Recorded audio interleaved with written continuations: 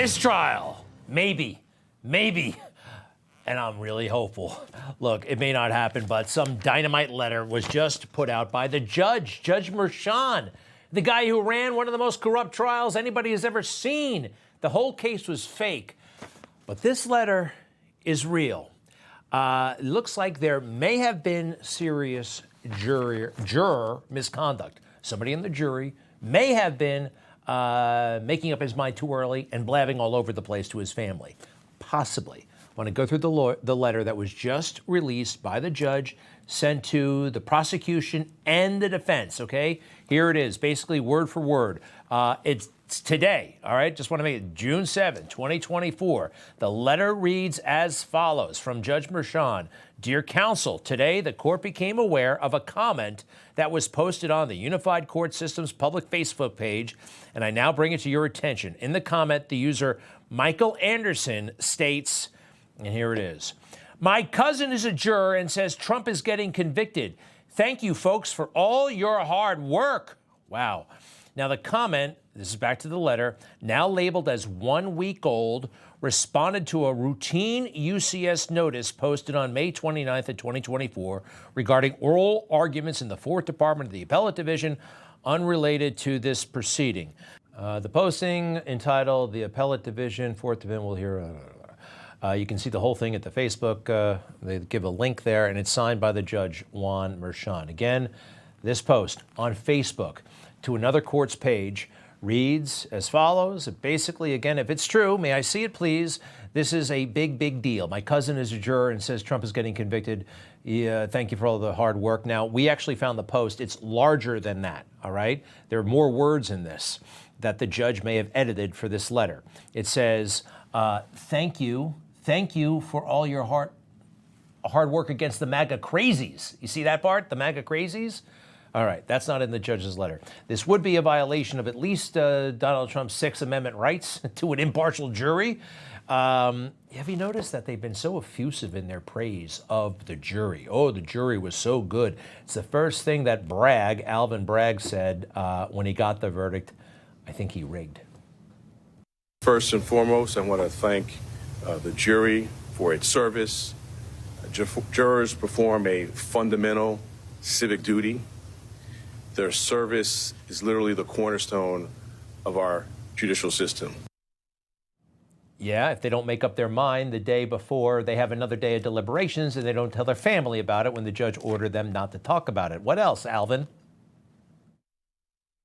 We should all be thankful for the careful attention that this jury paid to the evidence and the law and their time and commitment over these past several weeks.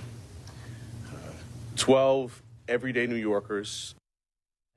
The thing is, with 12 everyday New Yorkers, they're most likely left-leaning loons. Okay, sorry, I live here. I know. But, you know, they really play up the jury because once a jury renders its verdict, it's harder to get it overturned on appeal. It's one of the reasons Joe Biden came out and started talking up the case and the jury. Before I begin my remarks, I just want to say a few words about what happened yesterday in New York City. The American principle that no one is above the law was reaffirmed. Donald Trump was given every opportunity to defend himself. It was a state case, not a federal case, and it was heard by a jury of 12 citizens, 12 Americans, 12 people like you, like millions of Americans who served on juries. This jury is chosen the same way every jury in America is chosen. It was a process that Donald Trump's attorney was part of. The jury heard 5 weeks of evidence, 5 weeks. And after careful deliberation, the jury reached a unanimous verdict. So he reminds everybody that jurors are regular people, and regular people do all kinds of regular things. And sometimes they don't follow instructions, and sometimes they blab, and sometimes they tell their cousin stuff, and sometimes their cousin posts stuff on Facebook. May not turn out to be the case, but again, we've been alerted by the court that this may have happened. I want to see the post one more time, all right?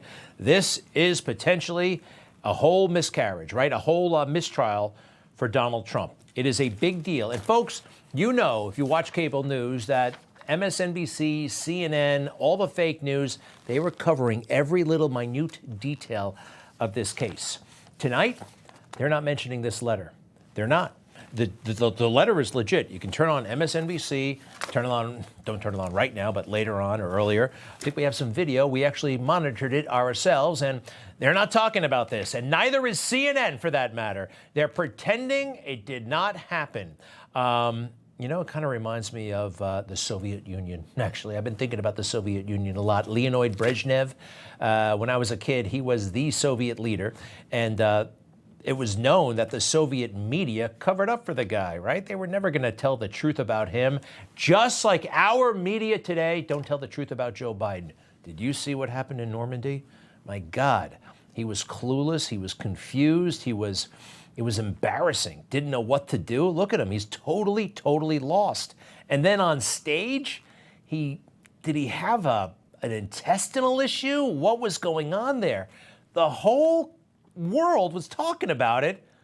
But what happens on the news? Just like over there in the old Soviet Union, they pretended it didn't happen. President Biden joining other world leaders to honor the band of brothers who helped turn the tide of World War II and issuing a stark warning about current threats to democracy. President Biden, who honored these heroes today, and the poignant moment at the Normandy American Cemetery here with President Biden and First Lady Jill Biden. President Biden joined other world leaders to honor the bravery and sacrifice of the D-Day heroes. He drew a straight line from the fight for freedom in World War II to the fight against Russia's aggression now. I watched some TV yesterday. The ceremonies are a little bit boring, all right? I'm sorry, I've seen them before. D-Day is so important.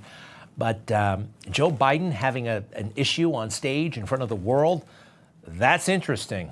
It's just like, again, the Soviet Union. I want to show you some old-timey stories from the New York Times about Leonid Brezhnev. All the way back in 1975, Soviet censorship policy forbids the official press to report on the personal health and habits of the men who run the Kremlin. In the Soviet Union, the public is told only what the Communist Party has decided it needs to know. No explanations are felt to be necessary. Sounds familiar. One more, please. Soviet officials are offended by the question of how Brezhnev's health will affect his ability to deal with Jimmy Carter, at the summit. Kind of sounds like that touchy and prickly Karine Jean-Pierre and Kirby and just about everybody else in the fake news. Brezhnev and Biden, perfect together, right? In so many ways. All right. I want to go back to the letter and what happened and what may be happening next week. Who remembers Bob Costello?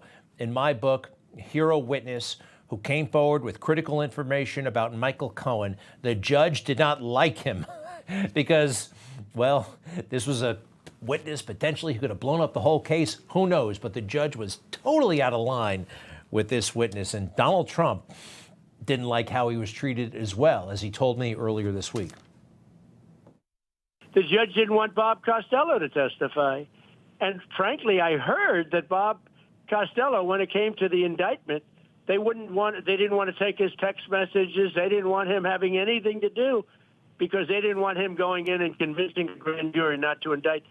But nobody, and you know this better than anybody, nobody wanted to bring this case.